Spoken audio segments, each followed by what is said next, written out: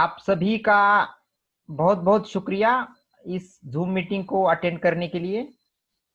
इससे पहले कि हम टॉपिक को शुरू करें, आज का टॉपिक है mental health is more important then your physical health. इससे पहले कि हम टॉपिक को शुरू करें, मैं अपने बारे में कुछ आपसे कहना चाहूंगा। मेरा नाम एडवोकेट बाबा साहेब ढेरे है और मैं पिछले 8 साल से एफडीए यानी कि food and drug administration of India, इसमें फूड और ड्रग रिलेटेड केसेस देखता हूं। इन दोनों इंडस्ट्रीज को मैंने बहुत नजदीक से देखा है और I am also a consciousness healer. I use consciousness to heal people of various diseases. तो चलिए अब हम स्टार्ट करते हैं आज के टॉपिक को। आज के कोरोना के पैंडेमिक के दौर में हमारा मेंटल हेल्थ कितना इंपॉर्टेंट है, इस बात पे हम डिस्कस करने वाले हैं। देखिए, 5 मार्च 2020 को हमारे देश के विश्वविख्यात न्यूट्रिशनिस्ट और मानवता के मसीहा डॉक्टर विश्वरूप राय चौधरी हमारे देश के स्वास्थ्य मंत्री डॉक्टर हर्षवर्धन जी से मिलते हैं और उन्हें बताते हैं कि डॉक्टर साहब, ये जो कोरोना है, इसका मीडिया में जितना दहशत, जितना डर फैलाया जा रहा है, उतना ये कोरोना डेंजरस नहीं है और इसका जो क्योर है वो नेचुरोपैथी में ऑलरेडी अवेलेबल है और ये क्योर 160 टाइम्स ऑलरेडी प्रूव हो चुका है। तो हमारे देश के स्वास्थ्य मंत्री डॉक्टर विश्वरूप राय चौधरी जी से क्या कहते हैं, सुनिए। वो कहते हैं, देखिए डॉक्टर साहब, मुझे भी मालूम है कि आप जिस तरह की ट्रीटमेंट बोल रहे हैं, जो फ्रूट्स, वेजिटेबल्स और कोकोनट वाटर से की जाती है, अगर वो ट्रीटमेंट किसी को भी दी जाए तो उसके बॉडी में वायरस टिक ही नहीं सकता। लेकिन मुझे कुछ इंटरनेशनल प्रोटोकॉल्स फॉलो करने ही पड़ते हैं और इसलिए मैं आपकी बात नहीं मान सकता।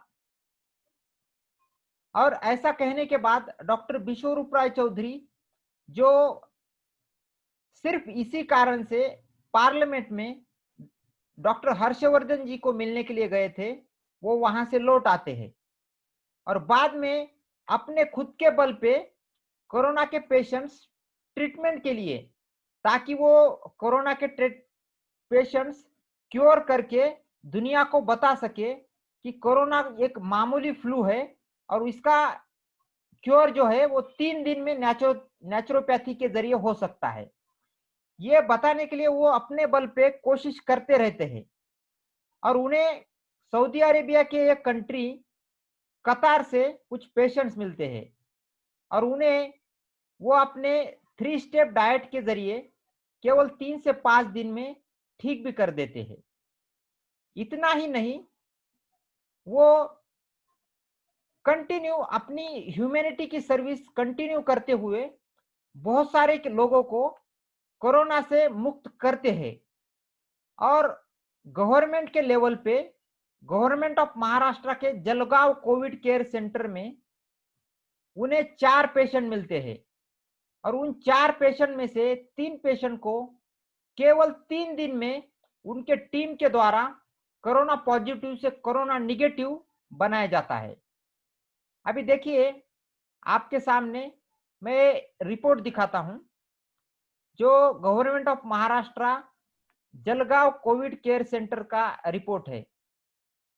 देखिए, आपके सामने एक रिपोर्ट है, महाराष्ट्र शासन आरोग्य सेवा ग्रामीण रुग्णालय पाचोरा, तालुका पाचोरा, जिला जलगांव। अभी देखिए, यहां पे स्क्रीन पे जैसे कि दिख रहा है,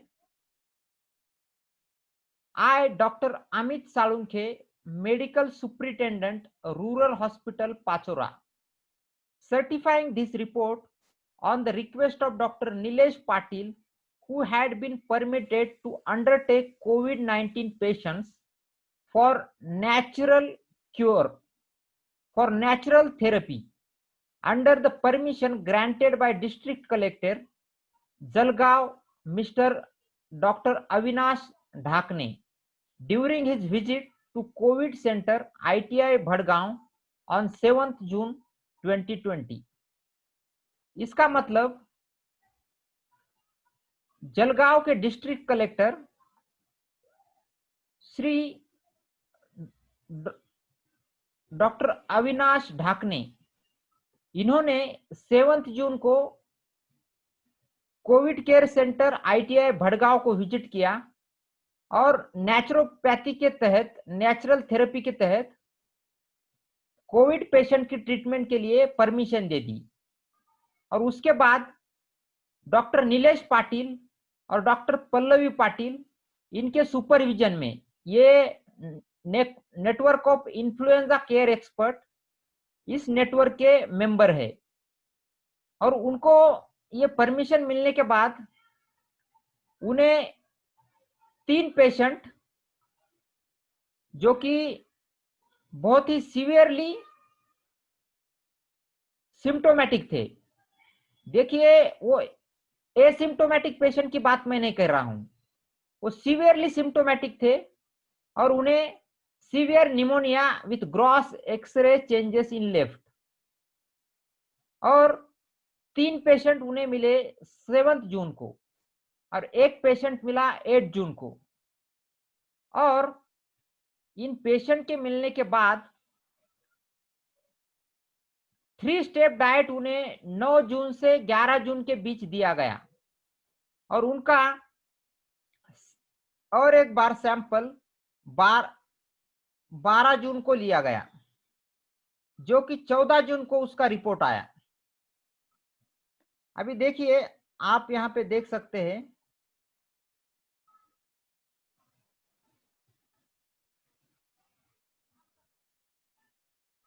कि यहाँ पे ये तीनों पेशेंट जो कि पॉजिटिव थे, वो यहाँ पे केवल 3 दिन में निगेटिव पाए गए। ये देखिए उनका पी यानी पॉजिटिव, ये 7 और 8 जून को, एक पेशेंट 8 जून को पॉजिटिव पाया गया था और बाकी 3 पेशेंट 7 जून को पॉजिटिव पाए गए थे। और वही उनका 14 जून को जब टेस्ट किया गया तो उनमें से 3 पेशेंट जो कि बिल्कुल सीवियरली सिम्टोमेटिक थे, वो पॉजिटिव से निगेटिव हो गए। और एक पेशेंट जिसका रिपोर्ट 3 दिन के बाद भी पॉजिटिव आया, उसके बारे में हम बात करते हैं। अभी देखिए, जो चौथा पेशेंट जो 3 दिन के बाद भी निगेटिव नहीं आया, जो पॉजिटिव आया, उसके कारण देखिए। उसका पहला कारण है, her father was expired on 7 June due to corona positive. तो इसका उसके मन में एक डर का माहौल था और she detected corona positive on the same day. एक लड़की जिसका नाम मयूरी है, वो 7 जून को उसका फादर भी एक्सपायर हुआ और 7 जून को वो खुद भी पॉजिटिव डिटेक्ट की गई। और दूसरी एक बात महत्वपूर्ण, उसका मैरिज 14 जून को होना था, जो कि इस पॉजिटिव होने की वजह से वो पूरे दहशत के माहौल में थी और उसका जो मेंटल हेल्थ जो है, मेंटल स्टेबिलिटी नहीं थी। देखिए, जो चौथा पेशेंट जो चौथे दिन में भी पॉजिटिव जिसका रिपोर्ट आया, वो फीमेल है, एज है उसकी 23 ईयर्स। और जो सीवियर सिम्टोमेटिक पेशेंट थे, उनकी एज देखिए, उनकी एज है, एक है फीमेल 65, दूसरा है मेल 63। यानी कि देखिए, जिनकी इम्यूनिटी ऑलरेडी वीक होती है, ऐसे सीनियर सिटीजन इस ट्रीटमेंट से केवल 3 दिन में पॉजिटिव से निगेटिव हुए हैं। लेकिन एक पेशेंट जो यंग एनर्जेटिक होने के बावजूद भी चौथे दिन भी जिसका रिपोर्ट पॉजिटिव ही आया, इसका अगर कारण हम ढूंढने की कोशिश करेंगे तो वो कारण है मेंटल हेल्थ में। अगर आपका मेंटल हेल्थ, आप मेंटली स्टेबल नहीं है, आपका मेंटल हेल्थ अगर ठीक नहीं है, तो ट्रीटमेंट चाहे वो कितनी भी इफेक्टिव और इफिशिएंट क्यों ना हो, लेकिन आपका अगर मेंटल हेल्थ ठीक नहीं है तो फिर आपके ऊपर वो ट्रीटमेंट ज्यादा इफेक्टिव और इफिशिएंट साबित नहीं हो सकता। यही इस केस से हम समझ सकते हैं। और इसीलिए आज के मीटिंग का जो टॉपिक है वो रखा गया है, your mental health is more important than your physical health. जैसे कि आपने देखा कि ये चौथा जो पेशेंट है, उसका मेंटल हेल्थ ठीक नहीं होने की वजह से उसको रिकवर होने में थोड़ा टाइम लगा, और ये टाइम इतना ही लगा, वो उसके सारे सिम्टम्स निकल गए थे। फर्क इतना ही हुआ कि उसका जो निगेटिव आना चाहिए था चौथे दिन, वो पॉजिटिव आया, और वो आया उसके मेंटल हेल्थ की वजह से, ना कि उस ट्रीटमेंट के फेलियर की वजह से। ट्रीटमेंट की वजह से वो तो एसिम्टोमेटिक हो गई सिम्टोमेटिक से, लेकिन मेंटल हेल्थ ठीक नहीं होने की वजह से इतना ही फर्क पड़ा कि उसका जो रिपोर्ट निगेटिव आना चाहिए था वो पॉजिटिव ही रह गया। अभी देखिए, इसीलिए आपका मेंटल हेल्थ फिजिकल हेल्थ से ज्यादा इंपॉर्टेंट है, क्योंकि आपका फिजिकल हेल्थ जो है, आपका शारीरिक स्वास्थ्य जो है, वो मेंटल हेल्थ के ऊपर डिपेंड करता है, मानसिक स्वास्थ्य के ऊपर डिपेंड करता है। और इसी के चलते हम हमें आज का टॉपिक जो है हमारा वो है mental health is more important than physical health. अभी जैसे कि मैंने आपको प्रॉमिस किया था कि जो भी लोग मीटिंग में आएंगे उनको कोरोना का प्रूवन साइंटिफिक क्योर उनके साथ साझा किया जाएगा, और जो भी लोग इस मीटिंग के अंत तक रहेंगे उनको इस साइंटिफिक नेचुरल क्योर के साथ साथ एक बोनस भी मिलेगा। और वो बोनस है, जो भी लोग लास्ट तक रहेंगे उनको कोरोना के प्रूवन साइंटिफिक क्योर के साथ साथ डर की वजह से आजकल लोगों को क्योर मालूम भी है, फिर भी उनके मन में डर भरा हुआ है। इसीलिए उनका डर दूर होने के लिए उनको एक्सपर्ट के सुपरविजन और गाइडेंस में, कोरोना किसी को उनके फैमिली में अगर होता है, या उनके किसी रिश्तेदारों में होता है, या किसी दोस्त को होता है, तो वो उनकी मदद कर सकते हैं। इसलिए जो हमारी जो टीम बनी है, network of influenza care expert, इस टीम के द्वारा उनको फ्री में कोरोना का जो नेचुरल प्रूवन ट्रीटमेंट है वो वर्चुअली दिया जाएगा। वो इंडिया के किसी भी कोने में रहे उनको वर्चुअली गाइडेंस दिया जाएगा, और वो जब तक ठीक नहीं होते तब तक उसका उनका गाइडेंस है वो कंटिन्यू रखा जाएगा। तो ये हुई कोरोना साइंटिफिक क्योर के बारे में। अभी हम मेंटल हेल्थ के बारे में बात करते हैं। अभी देखिए, कोरोना का अगर साइंटिफिक स्टेटस देखा जाए तो कोरोना इज नॉर्मल फ्लू, और इसका डेथ रेशियो अगर देखेंगे तो वो है 0.1 से 0.3%। इसका मतलब अगर 1000 पेशेंट कोरोना पॉजिटिव निकलते हैं तो उनमें से खाली 1 से 3 लोग मर सकते हैं, बाकी लोग मर ही नहीं सकते। और वो 3 भी लोग जो मर सकते हैं उनकी जो इम्यूनिटी है वो बहुत वीक होनी चाहिए।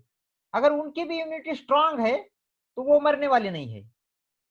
तो देखिए, अभी जो मीडिया में जो माहौल है, मीडिया में जो डर और दहशत का माहौल है, उसकी वजह से लोगों में fear, phobia, anxiety, stress, depression बढ़ रहा है, और बहुत सारे लोग सुसाइड भी कर रहे हैं। आपने देखा होगा कि फिल्म इंडस्ट्री के भी बहुत बहुत बड़े हस्तियां आज के दौर में सुसाइड का रास्ता अपना रहे हैं, और इसका मेन रीजन क्या है? Mental health, mental sickness. Mental health ठीक नहीं होने की वजह से वो ये रास्ता अपना रहे हैं, वो ये डिसाइड ही नहीं कर पा रहे हैं कि मैं क्या डिसीजन लूं, और लाइफ से डिसअपॉइंट होके अपना जीवन खुद ही समाप्त कर रहे हैं।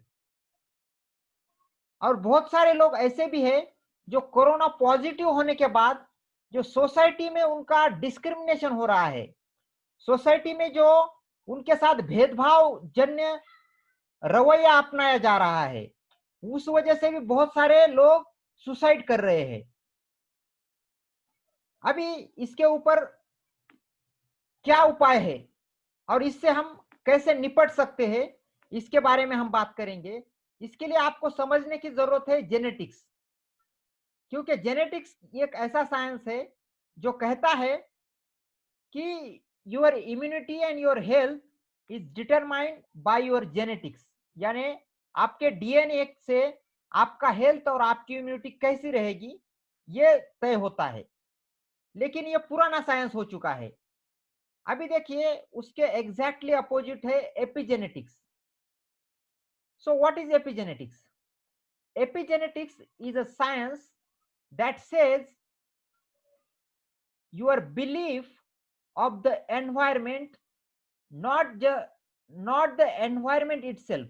देखिए इसको बहुत ठीक से समझने की जरूरत है। your belief of the environment, not the environment itself, determines your health and your immunity। इसका मतलब आपके वातावरण की आपकी जो समझ है, आपका वातावरण खुद नहीं बल्कि आपके वातावरण की आपकी जो समझ है वो आपका हेल्थ और आपकी इम्यूनिटी डिसाइड करती है।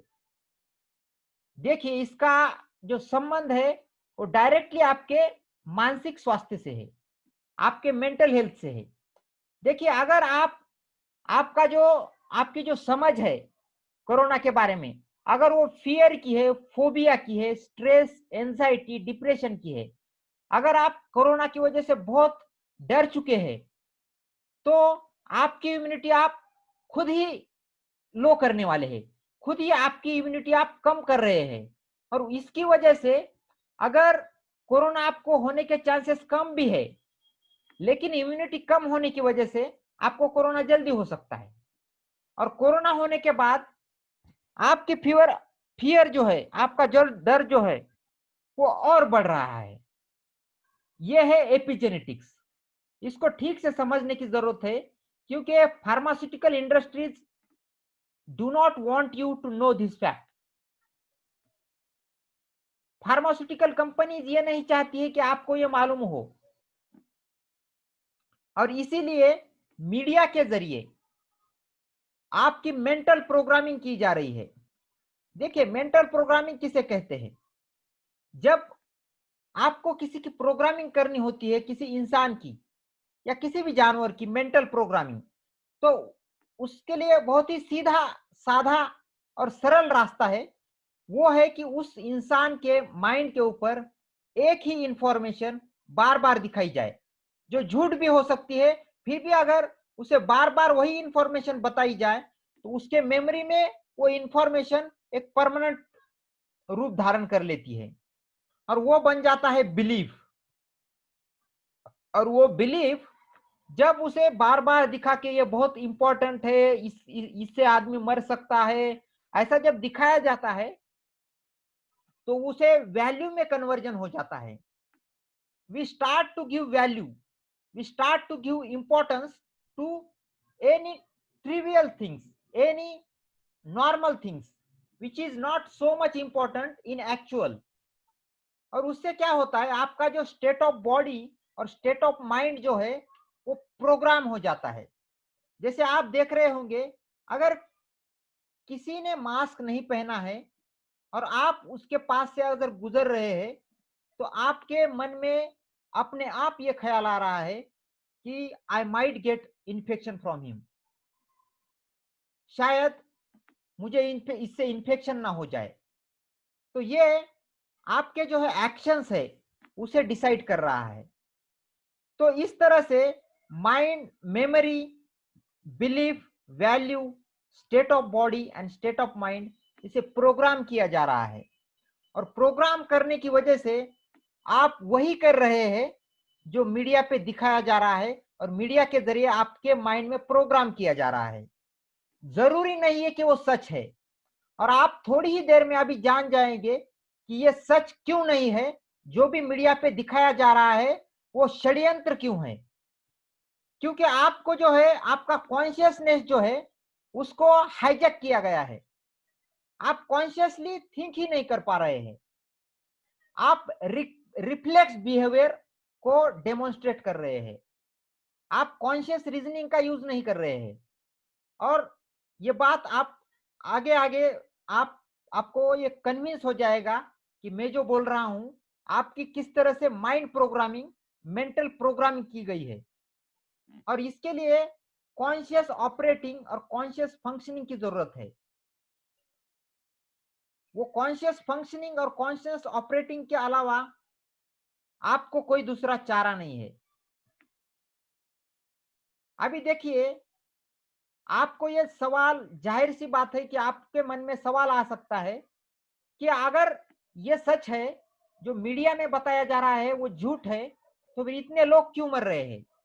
देखिए, जो भी लोग मर रहे हैं वो मीडिया में एक कम फिगर भी होने के बावजूद वो बार बार दिखाई जा रही है, तो आपको लग रहा है कि बहुत सारे लोग मर रहे हैं। और जो कुछ थोड़े बहुत लोग मर रहे हैं उसका भी कारण कोरोना नहीं है, बल्कि कोरोना के लिए जो प्रोटोकॉल यूज किया गया है, जो WHO के गाइडलाइंस है, उसकी वजह से बहुत सारे लोग मर रहे हैं। बहुत सारे लोग पॉजिटिव की जो तादाद है, पॉजिटिव की जो फिगर है वो बढ़ रहा है। अभी देखिए, there are 5 reasons for increase in positive cases. तो पहला तो रीजन है RT-PCR किट। अब ये फैक्ट देखने के बाद आप चौंक जाने वाले हैं, आपके रोंगटे खड़े हो सकते हैं। RT-PCR किट क्या है? देखिए, RT-PCR किट वही किट है जिसके जरिए ये डायग्नोसिस किया जा रहा है कि आपको कोरोना पॉजिटिव आप हो या नहीं हो। अभी हम बात करेंगे डॉक्टर कैरीमुलस के बारे में। कैरीमुलस कौन है? डॉक्टर कैरीमुलस एक वो शास्त्रज्ञ है, वो साइंटिस्ट है जिन्होंने इस RT-PCR किट का इन्वेंशन किया। वो इस किट के बारे में क्या बोल रहे हैं अभी हम जानेंगे। देखिए, डॉक्टर कैरीमुलस, इनको 1993 में इसी किट के इन्वेंशन के लिए नोबेल प्राइज मिला है। और वो कहते हैं कि this kit is made for research purpose only, this kit can not be used in diagnosis. इसका मतलब निदान करने के लिए इस किट का इस्तेमाल नहीं किया जा सकता। इस किट का इस्तेमाल जो है वो रिसर्च के लिए ही किया जा सकता है। और आपके सामने अभी है कोरोना का डिटेक्शन करने के लिए, कोरोना का डायग्नोसिस करने के लिए वही किट यूज की जा रही है, RT-PCR किट। और वो किट का मैनुअल क्या कहता है अभी देखिए आप। अभी आपको दिखाई दे रहा होगा कि किट के मैनुअल पे क्लियरली लिखा है कि regulatory status for research use only, not for use in diagnostic procedures. इसका मतलब क्या है? इसका मतलब सीधा सीधा है कि ये किट डायग्नोसिस के लिए यूज नहीं की जा सकती। और इसके बावजूद अगर ये किट डायग्नोसिस के लिए यूज की जा रही है तो आप ही अभी होशियार है, आप समझ सकते हैं कि इसके पीछे क्या हो सकता है। अभी ये बात हुई RT-PCR किट की। अभी जो इसका नेक्स्ट जो रीजन है, कोरोना के पेशेंट्स, कोरोना के जो केसेस है, पॉजिटिव केसेस, वो बढ़ने का नेक्स्ट रीजन है मास्क। ये सुनने के बाद तो आप हैरान हो गए होंगे, क्योंकि आपको बताया जा रहा है कि मास्क के बिना बाहर मत पड़ो, मास्क आपका प्रोटेक्शन करता है। लेकिन मैं आपको बता दूं कि मास्क आपका प्रोटेक्शन नहीं करता है, बल्कि मास्क आपको और ज्यादा बीमार करता है, और ज्यादा वीक करता है, आपकी इम्यूनिटी को वो लो कर देता है। अभी हम रिसर्च पेपर देखेंगे कि मास्क आपका प्रोटेक्शन क्यों नहीं करता है। अभी देखिए, ये जो रिसर्च है, ये जो रिव्यू है, वो है कैम्ब्रिज यूनिवर्सिटी प्रेस 2010। मतलब इससे अभी जो है 2020 है, तो कोरोना के आने से पहले ही ये प्रूव हो चुका है कि मास्क किसी भी इन्फ्लुएंजा में प्रोटेक्शन नहीं कर सकता। और कोरोना एक इन्फ्लुएंजा है, ILI, यानी कि इन्फ्लुएंजा लाइक इलनेस। और अगर किसी भी इन्फ्लुएंजा में अगर मास्क प्रोटेक्ट नहीं कर सकता, तो जाहिर सी बात है कि कोरोना में भी मास्क प्रोटेक्शन नहीं कर सकता। और ये रिसर्च पुराना होने के बावजूद मास्क का यूज कंपल्सन किया जाना अपने आप में एक साजिश है। देखिए, अभी रिसर्च से यह प्रूव हो चुका है कि मास्क पहनना डेंजरस है। It increases the risk of infection, और उसी वजह से, मास्क की वजह से लोगों की इम्यूनिटी और वीक हो रही है और लोग और बीमार हो रहे हैं। देखिए, आपके सामने रिसर्च है, और रिसर्च क्या कहता है देखिए।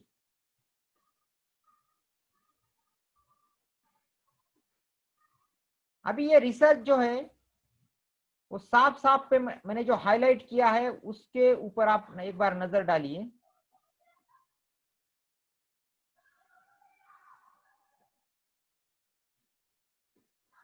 अभी देखिए, ये जो हाईलाइटेड पार्ट है,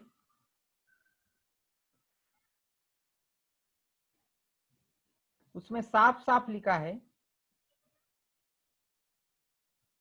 कि एक सर्वे किया गया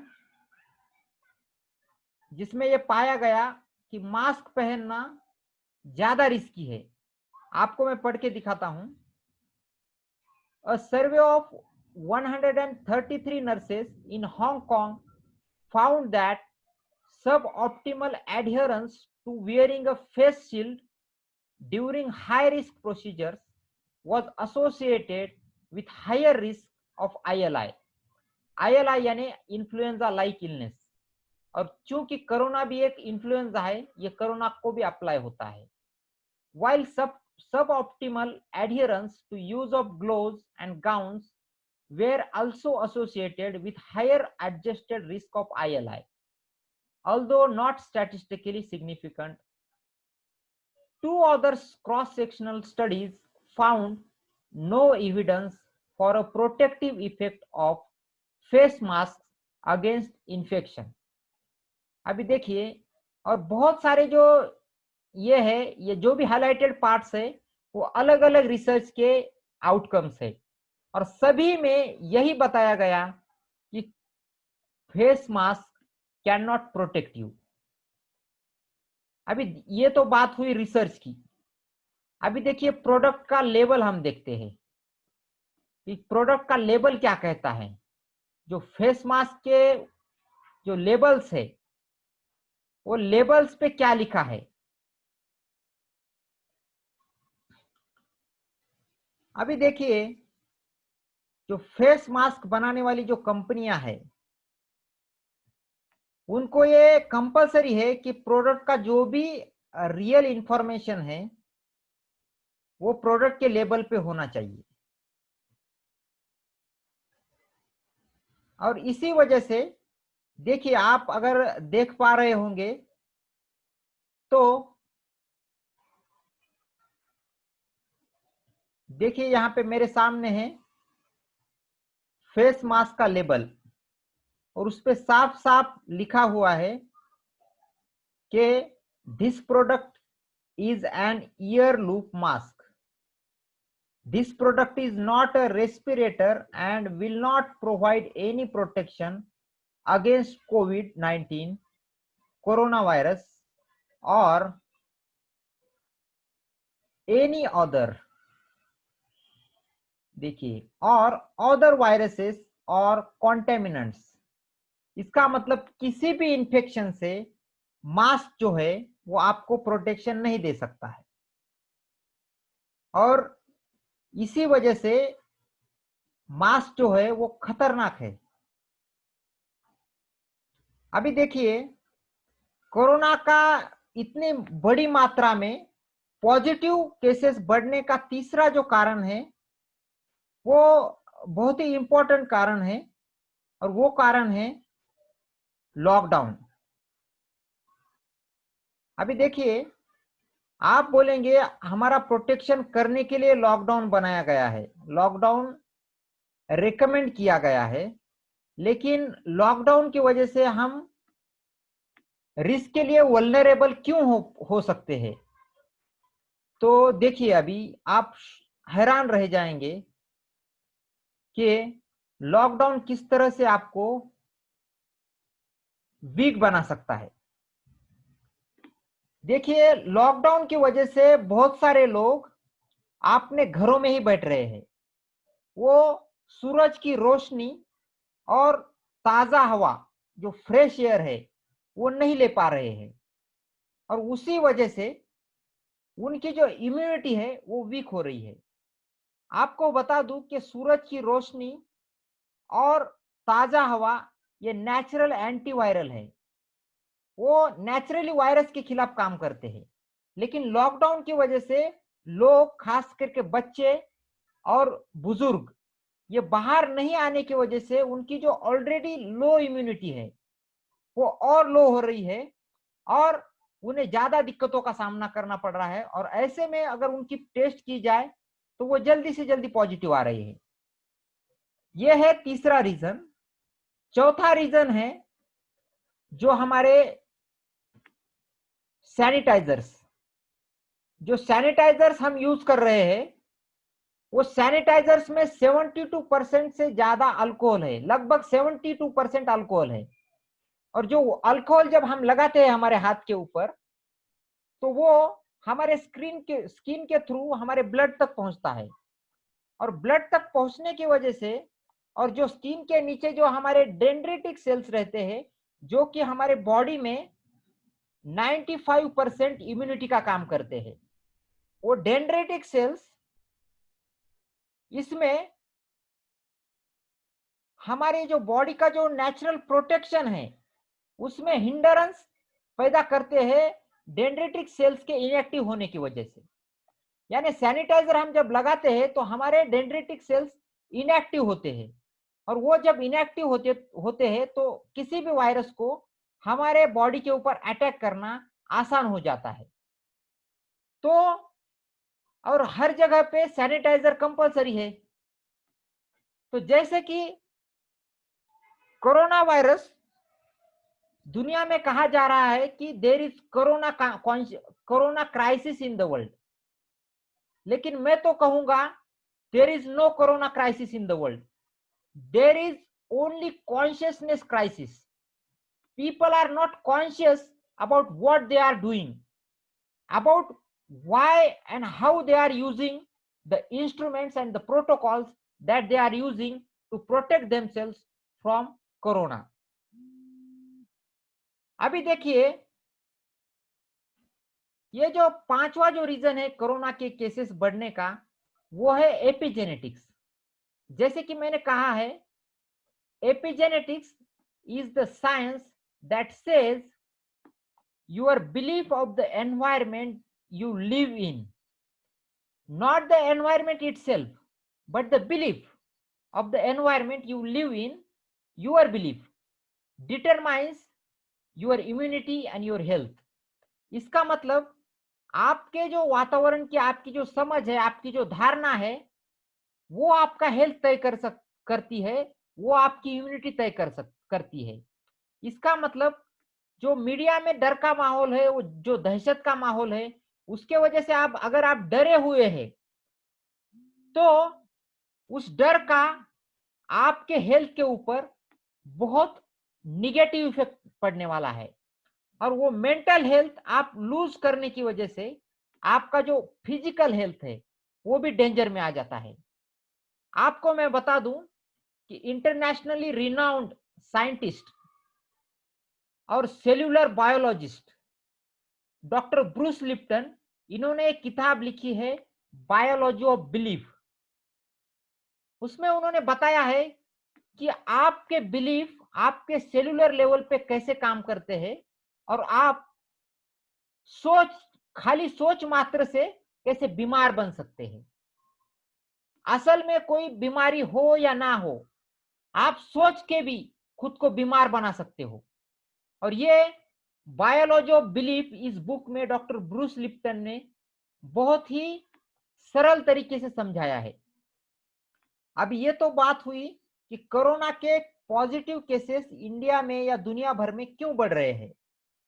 तो बढ़ने नहीं चाहिए, इसलिए जो प्रोटोकॉल्स यूज किया जा रहा है वही असल में फॉल्टी प्रोटोकॉल्स है। इसीलिए मैं बोल रहा हूं कि there is no corona crisis in the world, there is only consciousness crisis. People are not conscious. अभी देखिए, आप कहेंगे कि इतने सारे जो लोग मर रहे हैं वो क्यों मर रहे हैं। वैसे तो बहुत सारे लोग मर नहीं रहे हैं। अगर आप टीबी का डेथ रेशो देखेंगे तो this is 50 times, sorry this is 20 times more than corona. अगर आप देखेंगे तो हमारे इंडिया में हर साल 4 से 5 लाख लोग टीबी से मरते हैं और कोरोना से कितने मरे हैं? बहुत बहुत ही थोड़े लोग अभी तक मरे हैं। और उसमें भी बहुत सारे लोग ऐसे हैं जो जिनका डेथ का कारण कोरोना इटसेल्फ नहीं है, उनके डेथ के कारण दूसरे कारण हैं। लेकिन कोरोना के समय में जो डब्ल्यूएचओ ने जो प्रोटोकॉल दिया है, डब्ल्यूएचओ ने जो डेथ सर्टिफिकेट राइट करने के लिए, डेथ सर्टिफिकेट रिकॉर्ड करने के जो गाइडलाइंस इशू किए हैं, वो भी एक अपने आप में कारण है कि कोरोना के डेथ बढ़े हुए फ्लोटेड फिगर्स क्यों दिख रहे हैं। उसका एक कारण डब्ल्यूएचओ के डेथ रिकॉर्ड करने के प्रोटोकॉल्स भी है। तो पहला जो कारण है वो है वीक इम्यूनिटी, जो जेन्युइनली लोग मर रहे हैं सिर्फ कोरोना से, तो उसका पहला कारण है उनकी वीक इम्यूनिटी। और ऑलरेडी लोगों को बहुत सारे डिसीज है। दूसरा जो कारण है वो कोमोर्बिडिटी, जो लोगों को ऑलरेडी जो डिसीज है जैसे कि डायबिटीज है, ब्लड प्रेशर है, कैंसर है, हार्ट डिसीज है, ये जो डिसीज है उसकी वजह से उनकी इम्यूनिटी जो है वो ऑलरेडी कॉम्प्रोमाइज्ड रहती है। और उस दौरान उनको जब कोरोना होता है तो this is another contributive reasons for death, it is not the core reason. तो जो फ्लोटेड फिगर्स है वो फॉल्स फिगर्स है। अभी आप जो तीसरा कारण है डेथ होने का, वो अगर आप देखेंगे तो आप चौकन ना हो, आप चौंक जाएंगे। अभी देखिए, तीसरा जो कारण है वो है ड्रग्स। जो मेडिसिन दी जा रही है कोरोना का ट्रीटमेंट करने के लिए, वो अपने आप में एक कारण साबित हो रही है। आप मुझे भरोसा नहीं करेंगे, लेकिन इसीलिए मैं आपके सामने सारे प्रूफ, सारे एविडेंस लेके बैठा हूं। देखिए, कोरोना के लिए एंटी मलेरिया ड्रग्स दिए जा रहे हैं। अभी एंटी मलेरिया ड्रग्स क्या कर रहे हैं देखेंगे हम। अभी आप स्क्रीन पे देख रहे हैं वो रियल टाइम रिसर्च है कोरोना की। कोरोना के जो ट्रायल ड्रग है, कोरोना का ट्रायल ड्रग जो कि हाइड्रोक्सीक्लोरोक्विन है, मलेरिया का ड्रग। ओरिजिनली वो मलेरिया का ड्रग है और वो कोरोना में यूज हो रहा है। ये रिसर्च है 23 अप्रैल 2020। इसका मतलब ये रियल टाइम रिसर्च है, this is not old research. और ये रिसर्च क्या कहता है देखिए, ये रिसर्च का आपको रिजल्ट दिखाता हूं मैं। जो कंक्लूजन होता है, किसी भी ट्रायल का कंक्लूजन होता है, किसी भी एक्सपेरिमेंट का एक कंक्लूजन होता है, और वो कंक्लूजन डिसाइड करता है कि इसका क्या फायदा हुआ और क्या नुकसान हुआ। अभी आप देखेंगे कि in this study we found no evidence that use of hydroxychloroquine either with or without azithromycin reduce the risk of mechanical ventilation in patients hospitalized with COVID-19. An association of increased overall mortality. Increased overall mortality मतलब जो मृत्यु का जो दर है, जो death ratio है, वो increase हुआ है इस ड्रग की वजह से, was identified in patients treated with hydroxychloroquine alone. These findings highlight the importance of awaiting the results of ongoing prospective randomized controlled studies before widespread adoption of these drugs. तो ये तो बात हुई हाइड्रोक्सीक्लोरोक्विन जो कि एंटी मलेरिया ड्रग्स है। अभी हम बात करेंगे एंटीबायोटिक्स।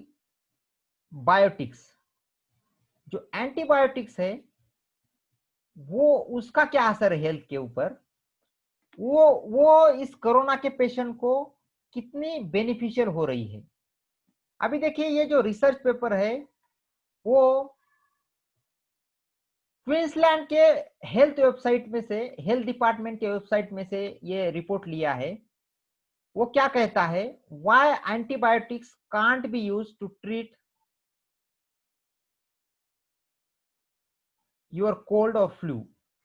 और जैसे कि कोरोना भी एक फ्लू है, तो अभी हम देखेंगे ये जो इसका कंक्लूजन जो है।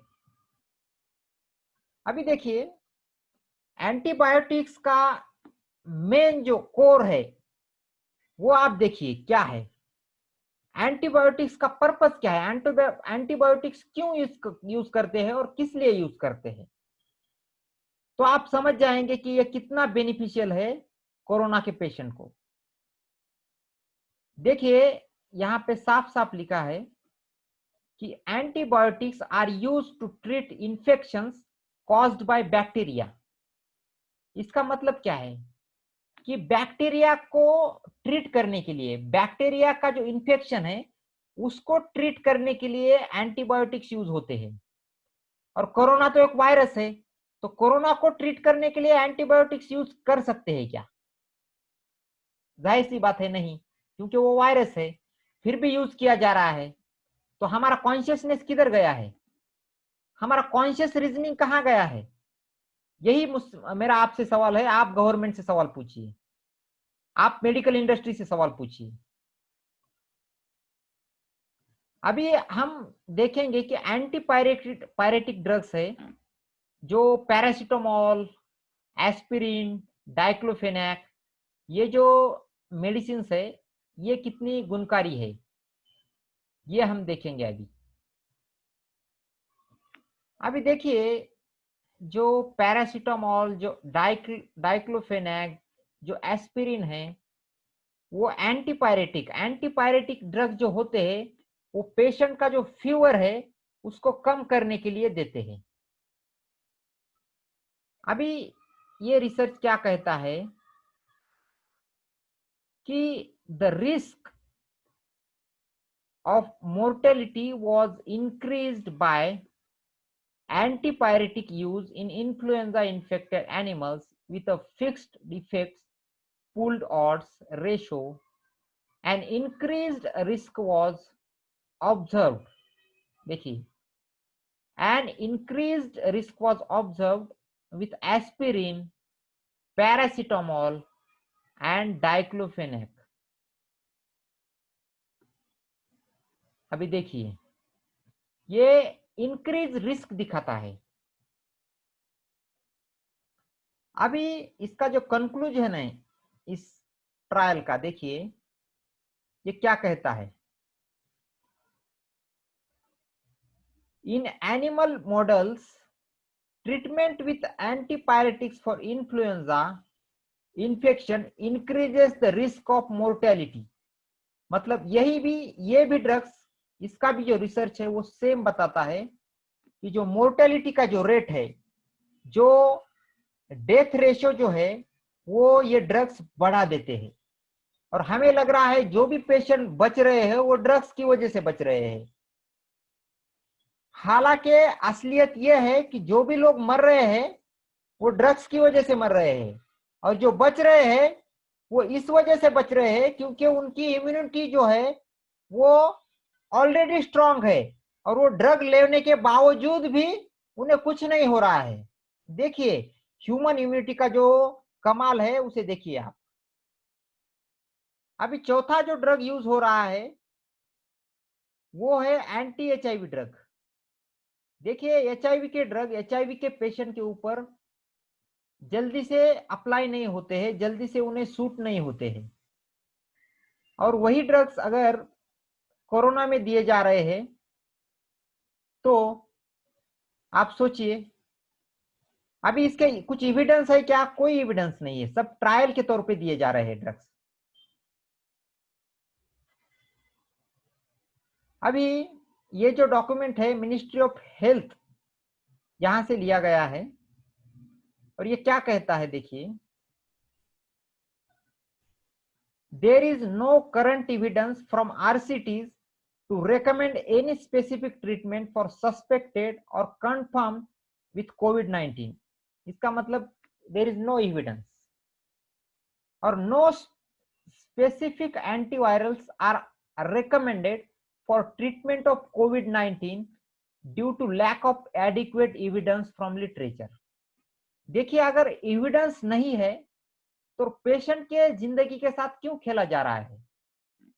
और जबकि डॉक्टर विश्वरूप रॉय जी ने हिस्ट्री में 161 टाइम्स जो मेथड जो ट्रीटमेंट प्रूव हो चुकी है वो सजेस्ट की थी, वो रेकमेंड की थी, उसे रिक्वेस्ट किया गया था, तो वो ट्रीटमेंट क्यों नहीं सार्वजनिक की जा रही है? देखिए महाराष्ट्र में ऑफिशियली पेशेंट ठीक हुए हैं, फिर भी अभी तक, आज 1 तारीख है, डॉक्टर्स डे है, आज नेशनल डॉक्टर्स डे। इस नेशनल डॉक्टर्स डे के ऊपर आपको आत्मचिंतन करने की जरूरत है। You need to do retrospection on this. अभी ये पूरे जो ड्रग्स है वो कोरोना के डेथ बढ़ने का एक बहुत बड़ा रीजन है।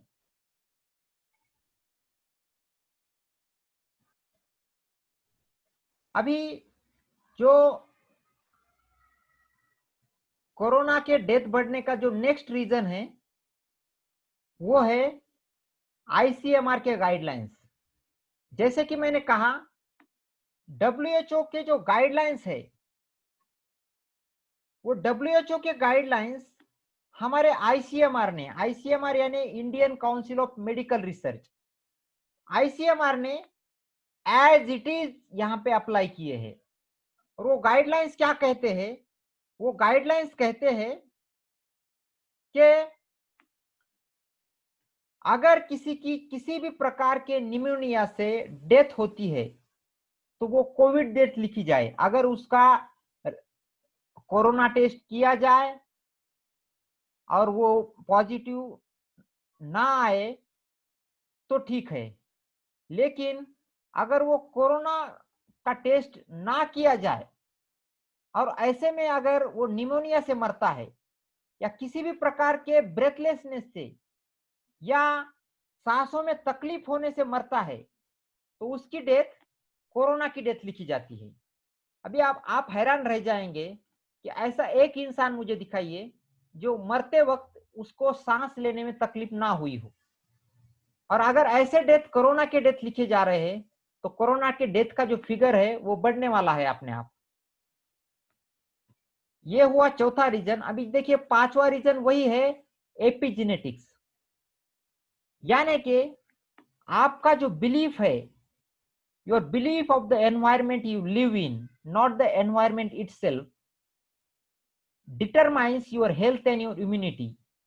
और मीडिया के माहौल की वजह से, मीडिया के दहशत की वजह से जो लोगों का जो बिलीफ बना है इस कोरोना के बारे में, इस पैंडेमिक के बारे में, जो बना बनाया पैंडेमिक है, उसके वजह से लोग वीक हो रहे हैं, लोग सुसाइड्स कर रहे हैं। और लोगों की इम्यूनिटी वीक होने की वजह से वो जल्दी मर रहे हैं। So this is not natural death, this is induced death. अभी देखा कि आपने 5 कारण हैं कोरोना के डेथ बढ़ने के और कोरोना के पॉजिटिव केसेस बढ़ने के।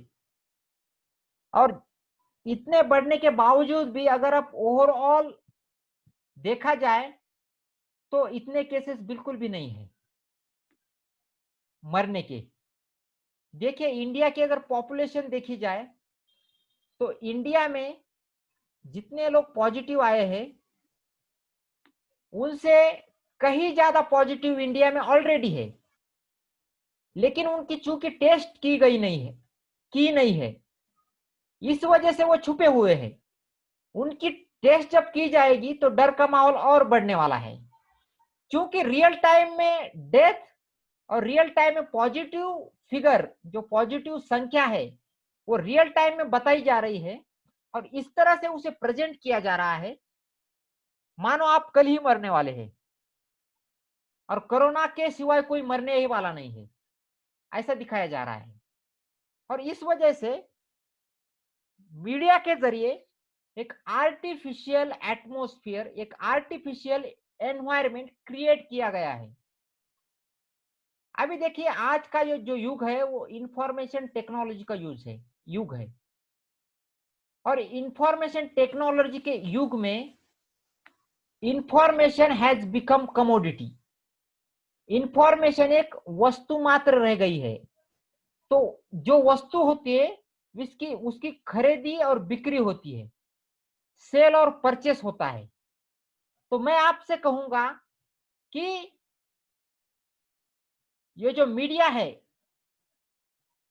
ग्लोबल मीडिया, जो मेन स्ट्रीम मीडिया है, वो आपको गलत इंफॉर्मेशन बेच रहा है। Media is selling you wrong information, misinformation, and you are buying that information, you are treating that information as true.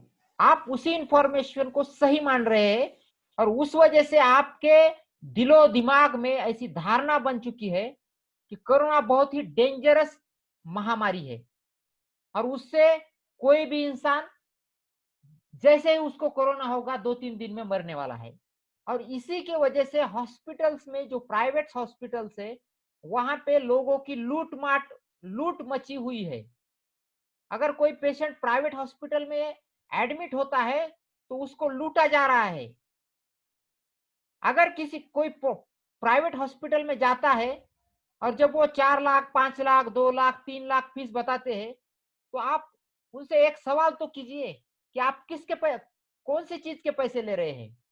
Corona का तो आजकल आपके हिसाब से कोई ट्रीटमेंट नहीं आया है, कोरोना का कोई भी वैक्सीन नहीं आया है, कोरोना का कोई भी दवाई नहीं आया है जो कि 100% कह सके कि ये पेशेंट ठीक हो सकता है। कोई गारंटी नहीं है, बल्कि उसके पेशेंट के मरने के चांसेस ज्यादा है, रिस्क है। और फिर भी इतने पैसे लिए जा रहे हैं, तो आप सवाल तो उठाइए। क्योंकि कॉन्शियस होने का पहला मतलब है कि आप हर किसी चीज को सवाल उठाना सीखे। कोई बता रहा है, मीडिया से बताया जा रहा है, गवर्नमेंट ऑफिशियल से बताया जा रहा है, WHO से बताया जा रहा है, इसका मतलब आप मान लेना चाहिए ये डेमोक्रेसी नहीं है। ये जो है ये मॉडर्न फॉर्म ऑफ स्लेवरी है, मेंटल स्लेवरी, मानसिक गुलामी है ये।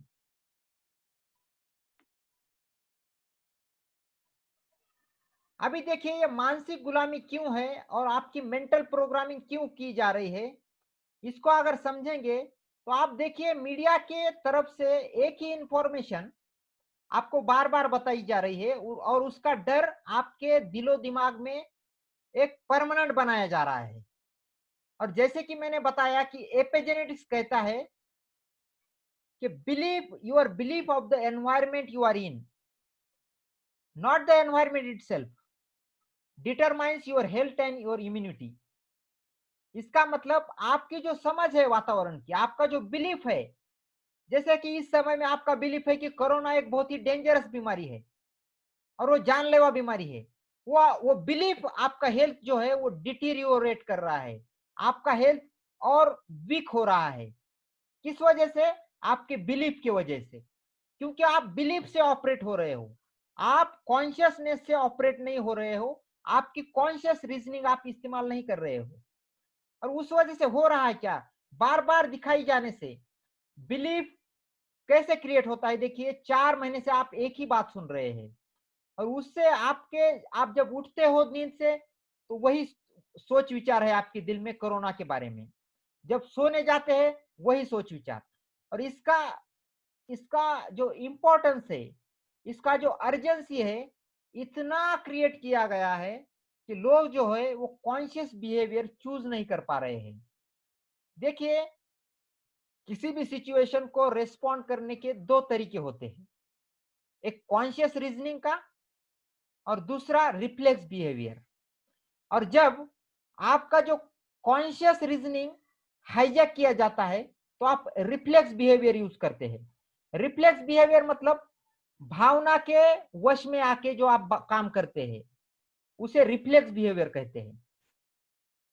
और उस वजह से आपकी जो स्टेट ऑफ माइंड और स्टेट ऑफ बॉडी जो है वो फियर, फोबिया, एंजाइटी, स्ट्रेस और डिप्रेशन की है। आजकल हर दूसरा व्यक्ति डर के मारे एक तो घर में बैठा हुआ है, या डर के मारे मास्क लगा के, सैनिटाइजेशन लगा लगा के अपना हेल्थ वीक किए जा रहा है। और देखिए, जैसे मैंने बताया कि एक्शन जो है रिफ्लेक्स बिहेवियर हो रहा है, कॉन्शियस रीजनिंग हम यूज नहीं कर रहे हैं, और उसी वजह से हम मेंटल स्लेवरी, मेंटल सिकनेस और मेंटल प्रोग्रामिंग के शिकार बने हुए हैं। और इसके पीछे हमारा कोई नेशनल गवर्नमेंट या स्टेट गवर्नमेंट नहीं है। हमारे नेशनल गवर्नमेंट और स्टेट गवर्नमेंट वो भी इसका शिकार बन चुके हैं। 2 दिन पहले मैंने महाराष्ट्र की चीफ मिनिस्टर की बात सुनी, तो उन्होंने कहा, उनके बातों से ऐसा लग रहा था कि वो पूरे उन्होंने मान लिया है कि कोरोना बहुत ही डेंजरस बीमारी है, और इसलिए वो बोल रहे हैं, देखिए आपको लगेगा कि सब कुछ अभी खत्म हो गया, आप बाहर निकलेंगे, तो खबरदार आप बाहर मत निकलो। अगर आप बाहर निकलेंगे तो मुझे लॉकडाउन और बढ़ाना पड़ेगा। और देखिए, इस डिजिटल एज में महाराष्ट्र गवर्नमेंट की जो हेल्पलाइन है, कोरोना कोविड की जो हेल्पलाइन है, कोरोना कोविड का जो ईमेल आईडी जारी किया है, उस पे मैंने बहुत पहले ही ईमेल से इन्फॉर्म किया है। उनकी व्हाट्सएप हेल्पलाइन पे भी मैंने वहां पे इंफॉर्मेशन भेजी है कि ये जो कोरोना है वो डेंजरस नहीं है, उसको एक अलग पर्सपेक्टिव से देखने की जरूरत है, ये एक इंटरनेशनल लेवल की साजिश है, तो इसके ऊपर सोच विचार किया जाए। तो उसका एक भी रिप्लाई अभी तक मुझे नहीं आया है। और मैंने गवर्नमेंट ऑफ इंडिया की जो हेल्पलाइन है, गवर्नमेंट ऑफ इंडिया का जो ईमेल जारी किया गया है, उस पे भी मैंने बहुत पहले ये इंफॉर्मेशन ऑलरेडी भेजी है। और फिर भी जो गवर्नमेंट जो है, ये देखिए इंफॉर्मेशन टेक्नोलॉजी का एज है, डिजिटल टेक्नोलॉजी का यूज है, एज है, तो गवर्नमेंट के जरिए भी डिजिटल टेक्नोलॉजी का यूज वन वे कम्युनिकेशन के लिए किया जा रहा है। जो गवर्नमेंट है उनकी बातें जनता तक पहुंचाने के लिए, लेकिन जनता की जो बात है, जैसे कि हमारे महाराष्ट्र के चीफ मिनिस्टर ने कहा है कि ये आपका ही गवर्नमेंट है, तो मैंने सोचा इसके ऊपर भी बात की जाए। तो अगर गवर्नमेंट ये सोचती है, गवर्नमेंट की अगर ये धारणा है कि ये जनता का गवर्नमेंट है, तो जनता की बात को रिप्लाई क्यों नहीं दिया जाता है? जनता की बात को देखिए, अगर किसी सिटीजन ने, किसी नागरिक ने अगर गवर्नमेंट को कुछ कम्युनिकेशन किया है, तो गवर्नमेंट उस बात को माने या ना माने, लेकिन वो कम्युनिकेशन एक्नॉलेज तो करना चाहिए कि आपका ये कम्युनिकेशन ऐसा ऐसा मिला, और आपके कम्युनिकेशन, आपके जो इनपुट्स है उसके ऊपर हम सोच विचार कर रहे हैं, ऐसा तो ये कम्युनिकेशन आ सकता है। लेकिन ऐसा कोई भी कम्युनिकेशन आज तक नहीं आया है, एक्सेप्ट द ऑटोमेटेड रिस्पॉन्सेस, जो कि ऑलरेडी सिस्टम में फीड रहते हैं। तो इससे बाहर निकलने के लिए हमें क्या करना जरूरी है? हमें मेंटल फ्रीडम की जरूरत है। और मेंटल फ्रीडम कहां से आएगा? कॉन्शियस ऑपरेटिंग से आएगा। और पहले तो हमें अपने आप को हील करना पड़ेगा, क्योंकि अगर आप खुद ही डरे हुए हैं तो देखिए, जो बिलीफ ऑफ बायोलॉजी जो है, सॉरी, जो बायोलॉजी ऑफ बिलीफ है, वो उस किताब में ये कहा गया है डॉक्टर ब्रूस लिप्टन के द्वारा कि every information you take in, जो भी इंफॉर्मेशन आप अंदर लेते हैं, that gets converted into your biology. इसका मतलब आप डर की जो इंफॉर्मेशन ले रहे हैं वो आपके बायोलॉजी में डायरेक्टली कन्वर्ट हो रही है, और उस वजह से आप चाहकर भी उस डर को रोक नहीं पा रहे हैं। और इस वजह से आपके बॉडी में जो है ना, वो डर जो है वो एंकर हो चुका है। और इस वजह से आपको पहले तो खुद को हील करने की जरूरत है, और उसके बाद कॉन्शियस ऑपरेटिंग यानी कि कॉन्शियस फंक्शनिंग, आपको कॉन्शियस रीजनिंग से बिहेव करना जरूरी है, ना कि बिलीफ के ऊपर डिपेंड होके। Not on belief but on conscious. और ऐसा आप करेंगे और मीडिया को उसका उसके गलती का एहसास जब तक आप नहीं कराएंगे, तब तक इस समस्या का, इस पैंडेमिक का हल नहीं निकल सकता है। भले ही आप पर्सनल लेवल पे मेरी जो मैं जो आपके सामने जो अभी मैं कोरोना का जो साइंटिफिक प्रूवन, जो नेचुरल क्योर है, आपके साथ भले ही मैं साझा कर दूं, और खुद का आपका हेल्थ आप भले ही मेंटेन कर पाए, लेकिन जब तक आप कॉन्शियसली इसके ऊपर नहीं सोचेंगे और कुछ एक्शन प्लान नहीं डिसाइड करेंगे, तब तक इस समस्या का हल नहीं मिल सकता। देखिए देखिए, आज कोरोना एकमात्र समस्या नहीं है।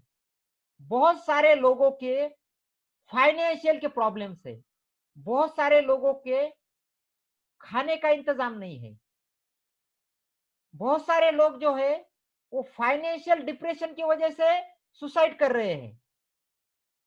तो इसको अगर हमें संवारना है, इकोनॉमी को फिर से ट्रैक पे लेके आना है, तो ये बहुत जरूरी है कि हम कॉन्शियसली इस मुद्दे के ऊपर सोच विचार करके कुछ हल निकालने की कोशिश करें।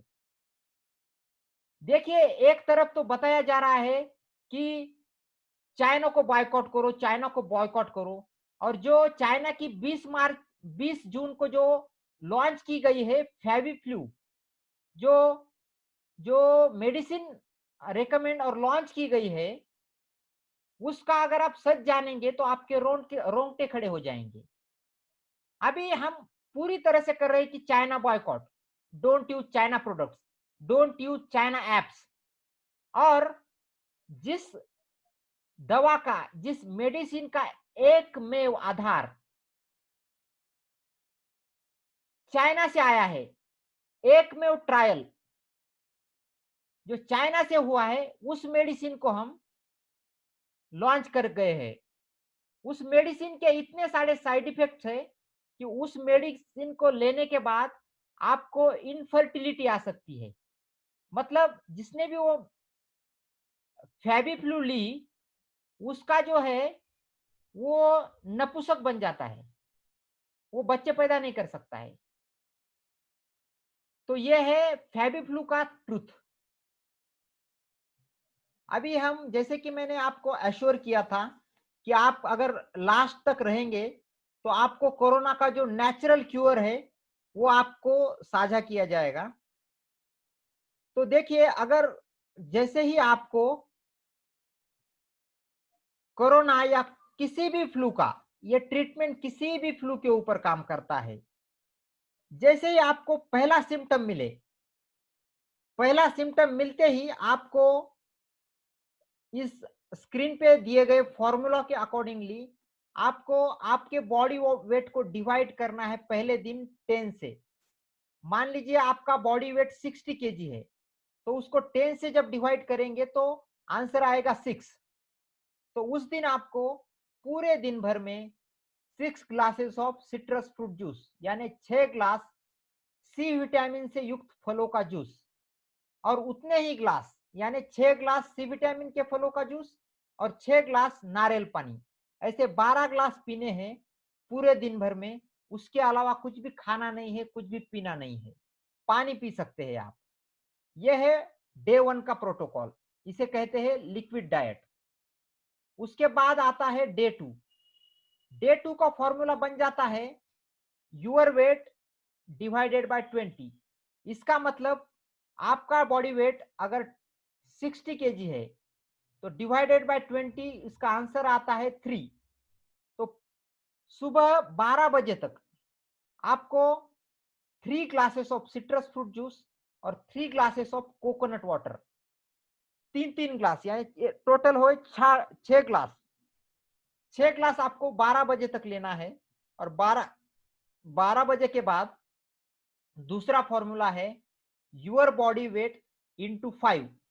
इसका मतलब आपका बॉडी वेट अगर 60 केजी है इंटू 5 आता है 300, यानी 300। तो उसको बनाना है ग्राम।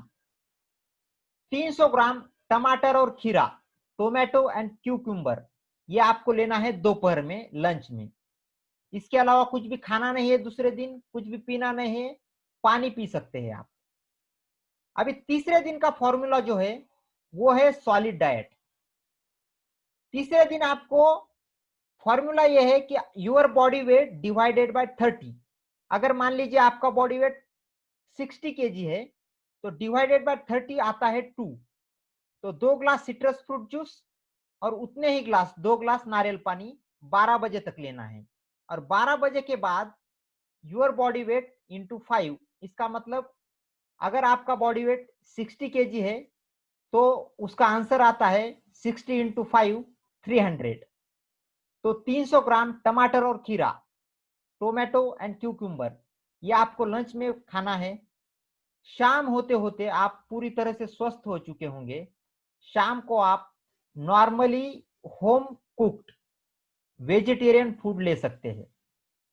और इसी तीन ही दिन में आप पूरी तरह से स्वस्थ हो जाते हैं। आपको किसी भी एलोपैथिक ट्रीटमेंट का विक्टिम होने की कोई भी आवश्यकता नहीं है। ये तो हुई ट्रीटमेंट मेथड। अभी देखिए ऑलरेडी डर का माहौल चारों ओर है। तो ये ट्रीटमेंट इतनी आसानी से मिलने के बावजूद भी और आसानी से मिलने की वजह से ही आप डर के माहौल में फिर भी रह सकते हैं कि ये ट्रीटमेंट काम करेगा या नहीं, मुझे ये ट्रीटमेंट ठीक से लेना आएगा या नहीं। अगर आपको डर है और आपका जो कॉन्फिडेंस नहीं है तो आपके लिए जैसे मैंने बताया था कि जो भी लोग लास्ट तक रहेंगे उनको बोनस मिलेगा। वो बोनस है आपके किसी भी रिलेटिव्स को, आपके किसी भी फैमिली मेंबर्स को, या खुद आपको, या आपके किसी दोस्त को अगर कोरोना होता है या कोई भी फ्लू का सिम्टम्स दिखाई देता है तो वो हमारे फ्री हेल्पलाइन पे कांटेक्ट करके हमारे जो एक्सपर्ट है, हमारा जो नेटवर्क है, network of influenza care expert, उनसे आप फ्री में उनके सुपरविजन और गाइडेंस में ये ट्रीटमेंट ले सकते हैं। आपके साथ ये एक्सपर्ट की टीम आपके ट्रीटमेंट के शुरू से आपके ठीक होने तक आपके साथ रहेगी, आपका हौसला बढ़ाती रहेगी, आपका ट्रीटमेंट सही से कराएगी। तो आप सभी का इस मीटिंग में आने के लिए थैंक यू, बहुत बहुत धन्यवाद।